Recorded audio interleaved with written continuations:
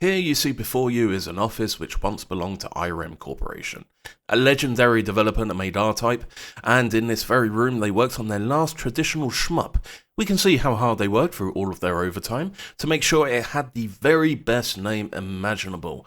What did they make? Ladies and gentlemen, welcome to Air Assault, which is half of all shmups ever made.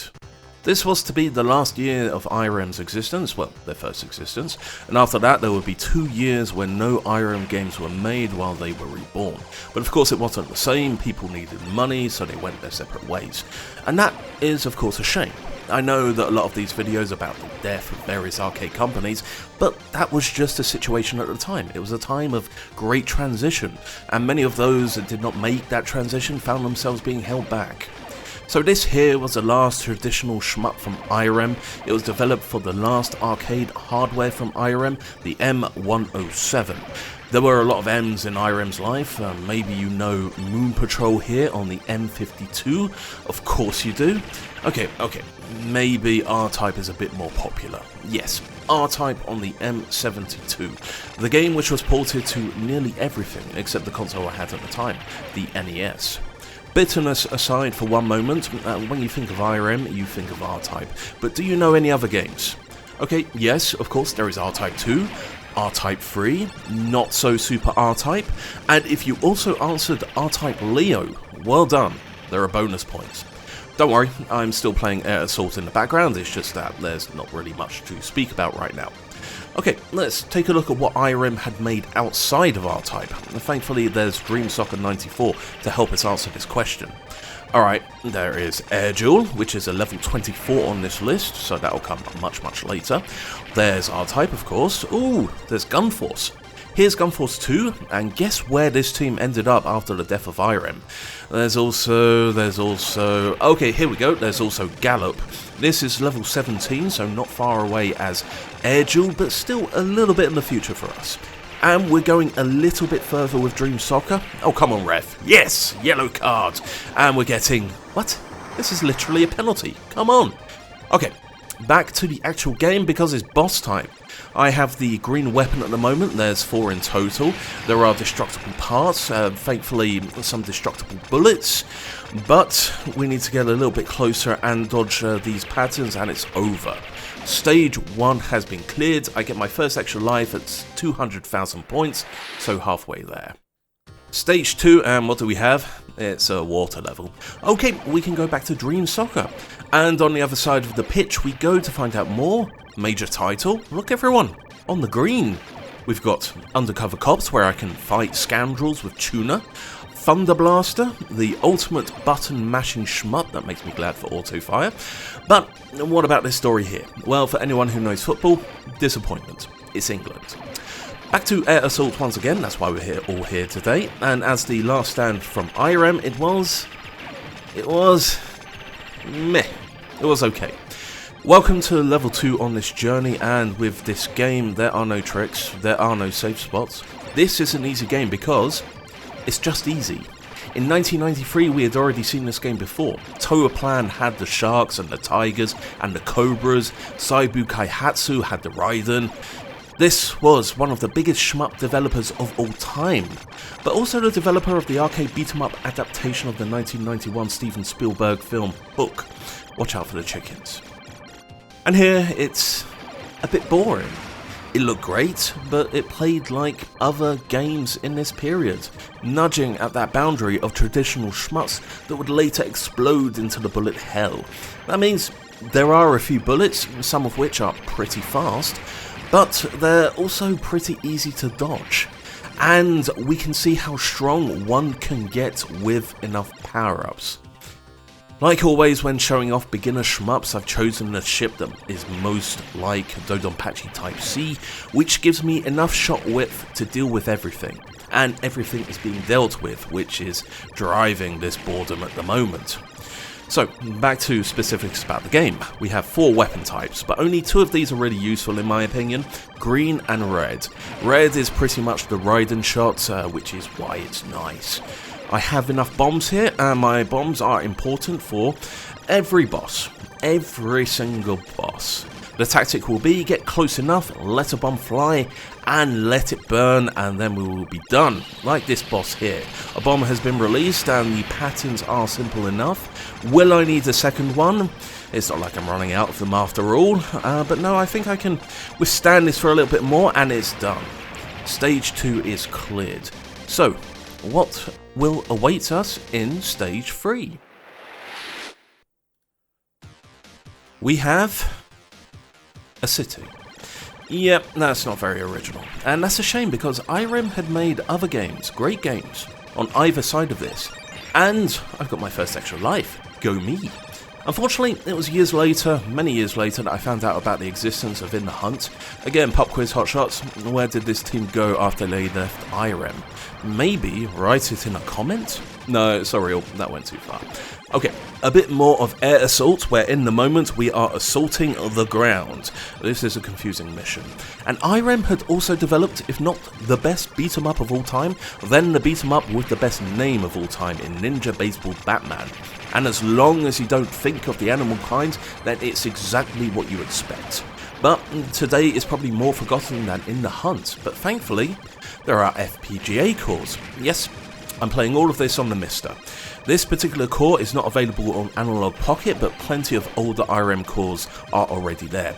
And with the M107, you're just missing out on this and 2 football games. It's quiet here. Oh no, it's just boats.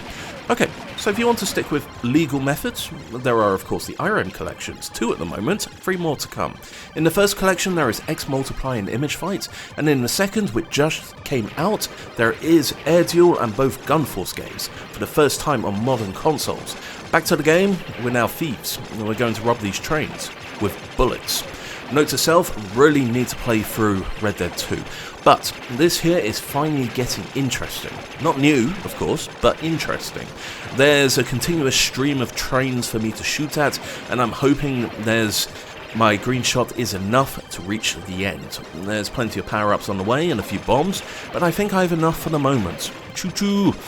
The weapon levels are transferable, so if I was to get this red and go into Raiden mode, then I'd be at max power, but I'm going to stick with the green. It served me well, and I can deal with both sides at the same time. What happens if I die? Yes, Gradia Syndrome is still a thing. That means I would have to start from scratch. My power goes back to 0 with every new life, but the game will drop a couple of power-ups to help ease the pain a little and help get me back to maximum power, which is never too far away. But right now, things are going swimmingly. This is an arcade game, which means that stage 3 is the first test, and so far I'm passing. I think it's time for another boss. We are coming up across a bridge, and out the other side comes, eventually, here it is, the double choo-choo battle station. A bomb is gone, what is left? I think I need to actually try a little, but hopefully not for too long, because there goes a little bomb, and we are done. That was stage 3. Come on, game. 50,000 points, thank you very much. And on to stage 4. And more water. Fine. There are a total of 8 stages per loop, and that means that we're not even halfway through this game. I can just sit here and shoot, and most of the enemies will be dealt with. Okay, every now and then I will need a bomb, but there's not much danger here apart from my own silliness. There's that expression used in speedrun events. Here comes the auto-scroller, and this is the perfect time for donations. And normally I can understand, because normal auto-scrollers are really dull. But not Shmups. Shmups are exciting auto-scrollers. So what is going on here? Do you know how much material I have left for this video? 30 minutes of gameplay. 30 minutes of me dominating this screen. Sorry all, I'm really sorry, but no, I can't do that. Let's cut to the boss.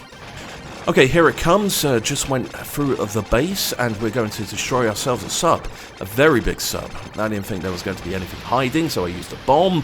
There are mines. They're not letting much get away. And it's over. Let's go direct to stage 5. It's a desert, and there are tanks underground, just like in Bath. We good? We good. Boss time. Hidden away in this desert was some kind of Aztec temple with turrets. And I am now dead. That's not very nice, but you can see now I'm weak, but at least it refills my bomb meter. We go a little bit forwards to go against more Aztec turrets. And slowly but surely, of course. And here we go. Oh no, there was something inside. It's a transformer. Bomb. And another. And it's over. And I have no bombs left. Oh well, stage 6. We're in a canyon. A really big canyon. What is there to find at the end of this canyon? Water, of course, and there's a ship with lots of mines. It's a bit more complicated this time, though. More bullets are thrown at me, but it's over all the same. And for some reason, we're carrying on with this water. This is the price for playing this game. This is my purgatory. And it is nothing but water and popcorn, which are destroyed before they even get the chance to say hello. But every single body of water must have its end. Even in this game, even if it seems like all hope is lost. And here it is, a waterfall. But this is an air assault, so I don't care. What is on the other side? Oh, it's Black Heart. I mean, Silver Heart. Oh, I mean, wait, this was before Garega. Oh well, it's done. Stage 7, we go. And it's a military base! And we are heading into the skies. Have we spoken about gauntlets yet in this series? You know, that time when they send big foe after big foe. Okay, here's the first boss. I've used my last bomb, but it is eventually. Okay, he's got a bit more health this time. Now it's over. So, big foe after big foe until you get to the end boss. We have a little bit of popcorn to pad it all out, but we can't repeat all of the bosses, of course. There's no water. This is going on a bit long now. Oh look, shadow underneath. I wonder what it could be. And it's the first boss again. Okay, that's a bit disappointing, I must admit, and with the same patterns. Okay then. And it's over. This is a weird gauntlet. Alright, will we have more popcorn, or will we have another big guy coming our way and it gets a little bit interesting? Right, more popcorn. Don't say that this is a gauntlet of only stage 1 bosses. Come on, game, surprise me. Nope, a bit bigger, but still normal enemies. I can understand why this could be an issue if I had another weapon, another wave, but I've got my green one, which covers both sides. Right, what is coming next? Oh, that's it. Okay. Thankfully, we're going directly into the next stage, transition 3 for the big finale. Oh, look down there, doesn't that look dangerous? Yes. This is the last stage of the last bit of sprite scaling. Hopefully this gauntlet will be a bit more diverse this time. We have 2 lives left, 1 bomb, and of course for this epic showdown we need more water, because who needs level design? But I can understand it. I like this boss when it comes into view. It is huge, and I find that it's probably the best thing that they do in this game. You'd think that I'm going to shoot it directly, but no. We edge towards the left-hand side, and eventually here comes the ship. And there goes a ship. And the ship has damaged the boss rather than me. There's also more power-ups, but not like I need them at the moment though. And slowly but surely we crawl to the other side. I try to resist it, but we're going to do pretty much exactly the same thing, just on the right wing. And here should be another ship. It's going to aim directly at me, but it's not like I give it much time to use it. There it goes, and thank you very much for the bomb. So far, so easy. So with both sides done, we're going to go to the middle. Which ship will it be? Or will there be turrets? Okay, a little to the left, but that is done. It wasn't enough to finish it off though. So, a little to the right. Is that enough now? Who knows, but I have another bomb at least. But yes, that was enough. It was only one part of it though, one phase. What will the next half of the fight bring us? If there will be a next half as it speeds away. But hopefully we are just a little bit faster. Yep, we are catching it up now, and I'm going to shoot at these doors. What could possibly be behind them? Oh no, bomb. Still alive? Okay, second part is done, and we are moving on. This reminds me a little bit of Strikers 1945. Does this have an end? Yes, but the top is gone. Okay, this part now. And that was extremely easy. I didn't even need a bomb. The head? Yeah, here we go. You'd think it would realise what a horrible situation it finds itself in. Doesn't matter though, it is done. Stage 8 is cleared, and because it's the end, I get extra bonus points for surviving. Yippee! And now we have text. The air assault operation is over, the enemy's movable fortress has been destroyed. I can't read that fast. All worlds are temporarily saved, but the battle with the mysterious Fourth Empire organization is not over yet. To protect the world from the threat of the Fourth Empire, the air assault operation will need to be reactivated. And just at the beginning of the credits. We've done it. This is a 1-all. It was a bit boring, but it wasn't an awful experience. It'll just be easily forgotten, and hopefully we can move on with our lives without water animations and try out a few other games in the weeks to come. And speak some more nonsense, of course. But there is one last twist in the tale. Eventually, after we've done thanking everybody, am I personally going to be thanked? No, I'm not going to be personally thanked, but this was presented by Irem, thank you very much. And this will be continued in a special game, because this game has 3 loops. And to be perfectly honest with you, I cannot be bothered. I played a little bit of this, and yes, you know what? There are full videos on one of the many long play channels where the real experts are. But until the next video, thank you very much for being here.